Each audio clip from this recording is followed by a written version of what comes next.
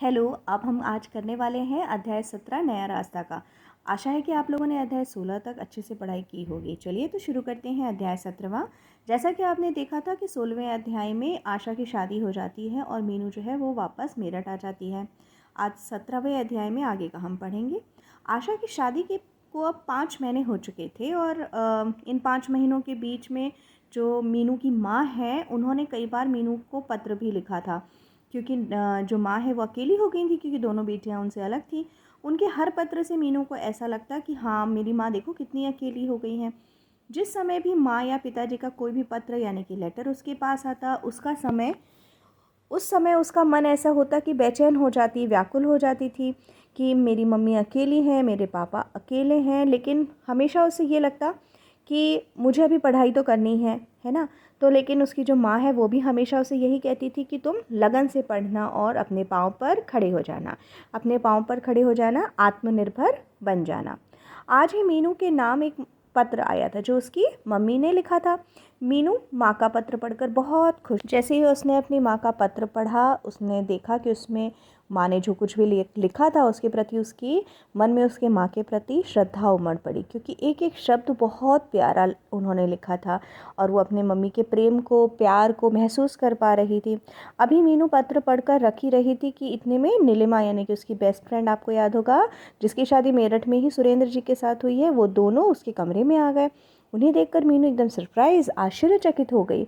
सुरेंद्र जी आज उसके पास कैसे आ गए और वो भी अकेले कैसे? उसे समझ में नहीं आ रहा था कि नीलिमा तो आती थी, लेकिन नीलिमा के पति सुरेंद्र क्यों आए हैं यहाँ पर, उसे समझ में नहीं आ रहा था। तो मीनू ने उन्हें कुर्सी पर बैठाया और पूछा कि नीलिमा क्यों नहीं आई। तो उन्होंने कहा कि नीलिमा आराम कर रही है। तो उसने कहा क्या हुआ है, नीलिमा को तबीयत ठीक है? उन्होंने कहा हाँ हाँ, नीलिमा ने एक बेटे को जन्म दिया है। ये सुनकर मीनू बहुत खुश हो गई।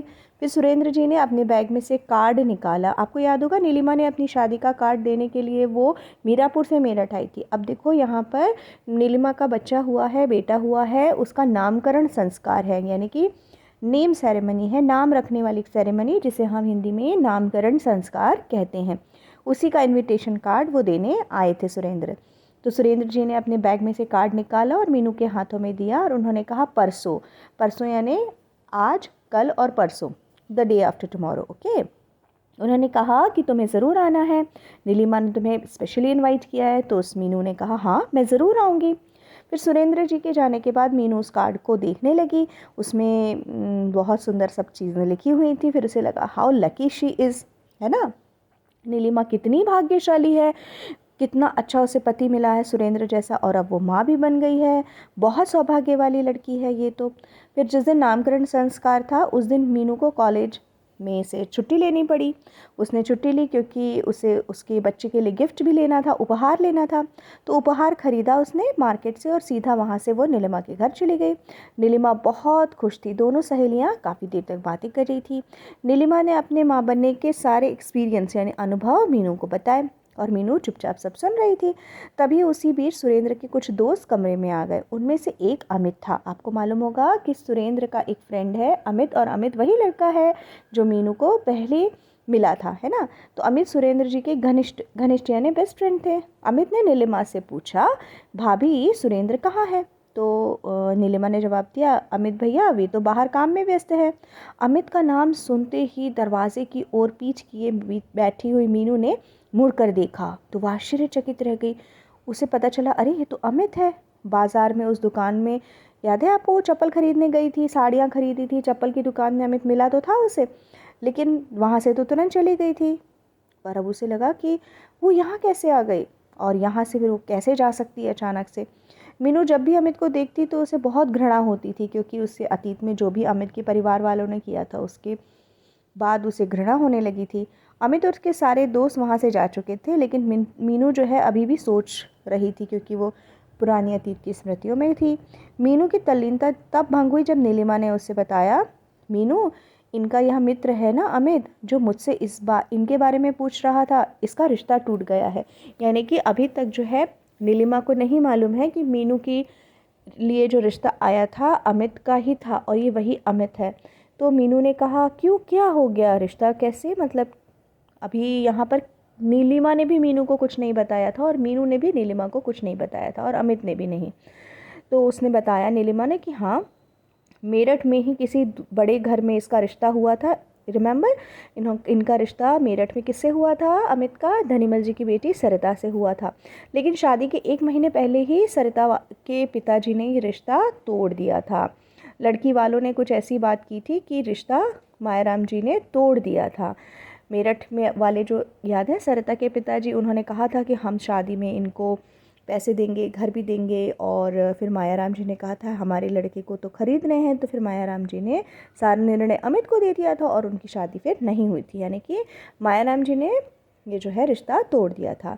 तो उन्होंने कहा कि लड़की वालों ने कुछ तीखे वचन कह दिए होंगे तभी रिश्ता टूटा है, वरना रिश्ता टूटना आसान काम तो नहीं, मीनू ने ऐसा कहा। तो उन्होंने कहा हाँ, कि उन्होंने एक फ्लैट वगैरह देने की बात की थी, इस वजह से अमित के पिताजी ने ये रिश्ता तोड़ दिया। इस बात पर मीनू कुछ नहीं बोली। नीलिमा ने अपनी बात फिर भी कंटिन्यू की कि उसने बताया कि अमित जो है, लड़की जो सरिता है उसके साथ शादी तो नहीं हुई है उसकी, लेकिन इसको देखने के पहले जो है उन्होंने एक और रिश्ता देखा था। तो अब वो बता रही है उसको, ठीक है, कि शादी जो हो रही थी सरिता के साथ, वो सरिता के साथ शादी करने के लिए रेडी नहीं थे, लेकिन अपने माता पिता के खिलाफ वो बोल नहीं पाए थे। लेकिन लड़की वालों ने जब ये सब किया तो अमित ने निर्णय लिया कि वो शादी नहीं करेगी। फिर भी मीनू वहाँ चुप थी। तो वो बोली कि मीनू, अमित जो है वो मीरापुर भी किसी लड़की को देखने गए थे और वो उन्हें पसंद भी आ गई थी, लेकिन उनके पेरेंट्स यानी कि मायाराम जी और उनकी पत्नी की गलती की वजह से वो रिश्ता नहीं हुआ था। परंतु आज भी वो यही चाहते हैं कि उस लड़की की शादी ना हुई हो तो वो उसी से शादी करेंगे। यानी नीलिमा बता रही है कि अब अमित चाहता है कि यदि मीनू की शादी अभी तक ना हुई हो तो वो मीनू से ही शादी करना चाहते हैं, क्योंकि पहली मुलाकात में ही उन्हें मीनू पसंद आ गई थी। नीलिमा को ये बात पता ही नहीं थी कि वो मीरापुर की लड़की मीनू थी। तो जब भी कभी अमित की बात चलती तो अमित मीनू को दिखाई दे जाता तो मीनू का मन उसके प्रति घृणा से भर जाता था। परंतु आज उसे न जाने क्यों अमित की बातें जब चल रही थी तो उसे बुरा नहीं लग रहा था, क्योंकि नीलिमा ने साफ साफ बता दिया कि सरिता के साथ वो शादी नहीं करना चाहता था। उसके पिताजी की और माताजी की ज़बरदस्ती की वजह से वो शादी कर रहा था। तभी सुरेंद्र ने समाचार दिया कि बहुत सारे मेहमान जो हैं वो आने लगे हैं और बच्चे को आशीर्वाद देने आए हुए हैं। और फिर उन्होंने कहा कि सभी जो काम है वो ठीक से संपन्न हो गया। अभी रात के 9 बज गए हैं, अमीनू को हॉस्टल जाना है ना। तो नीलिमा के कहने पर सुरेंद्र जी उसे हॉस्टल तक छोड़ने आए। रात के 10 बजे तक अमित वहाँ पर काम कर रहा था। उसके बाद नीलिमा के पास आया तो मीनू वहाँ नहीं दिखी। तो उसने सोचा शायद काम समाप्त हो जाने पर ही वह कुछ समय बैठकर मीनू से बातें करेगा। उसने सोचा था कि वो मीनू से कुछ बात करेगा, लेकिन वो तो चली गई थी। लेकिन उसके मन में था कि वो बात कर सकता, लेकिन मीनू वहाँ से चली गई। अमित के हृदय में उत्सुकता थी मीनू के बारे में जानने की, कुछ समझने की। उसने सोचा कि मैं नीलिमा से पूछ लेता हूँ, नीलिमा भाभी से। तो अमित कई घंटों तक कार्य करके थक चुका था। थोड़ी देर के लिए वो नीलिमा के पास जाकर बैठा। 2 मिनट उसने आंखें बंद करके वहाँ बैठा ही था। फिर नीलिमा से उसने कहा कि भाभी, आपकी वो सहेली आई थी वो चली गई? उसने कहा हाँ, वो हॉस्टल चली गई। तो इसने कहा कि इतनी रात को गई? तो उसने कहा नहीं, वो सुरेंद्र उन्हें छोड़ने गए हैं। तो वो कहते हैं कि अमित पूछ रहा है कि क्या पढ़ रही है वो आजकल? तो उसने कहा हाँ, वो वकालत कर रही है। 1.5 साल पहले ही मेरठ के किसी लड़के ने उसका रिश्ता ठुकरा दिया था और वो बहुत निराश हो गई थी। फिर उसने सोचा कि अब वो अपने पैरों पर खड़ी हो जाएगी। यानी कि यहाँ नीलिमा ने मीनू को भी सब बताया और अमित को भी सब बताया, लेकिन अमित और मीनू ने ये बात नीलिमा को नहीं बताई कि वो ही दोनों लोग थे, ठीक है। तो नीलिमा जब बता रही थी कि ऐसा ऐसा इंसिडेंस हुआ था, इस वजह से उसने अभी शादी तो नहीं कर रही है वो, लेकिन अभी वो वकालत पढ़ रही है। तो अमित को बहुत बुरा लगा, उससे आत्मग्लानि महसूस होने लगी कि उसने बहुत बुरा किया। उसे लगा कि मीनू के हृदय को जो पीड़ा पहुंचाई है उसने, वो बहुत उसकी वजह से ही उसे पीड़ा मिली है। और इतनी अपनी ज़िंदगी में निराश मीनू जो हुई है उसका कारण सिर्फ अमित है।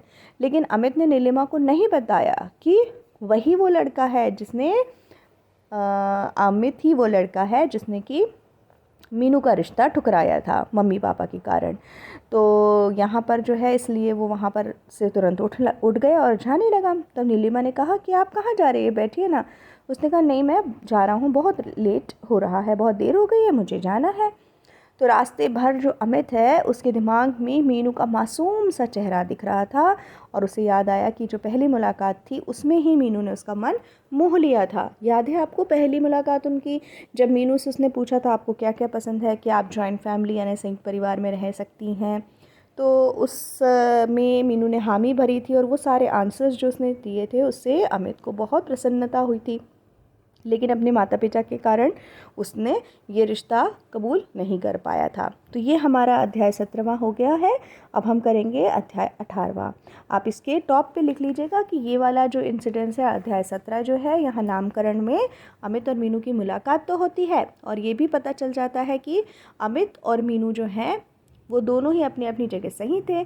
अमित अपने माता पिता के कारण कुछ नहीं बोल पाया और मीनू जो है वो वकालत इसलिए कर रही है क्योंकि वो अपने पैरों पे खड़ा होना चाहती है। ओके, कोई भी आपको क्वेरी है तो आप मुझसे पूछ सकते हैं। अच्छे से पढ़िएगा। All the best.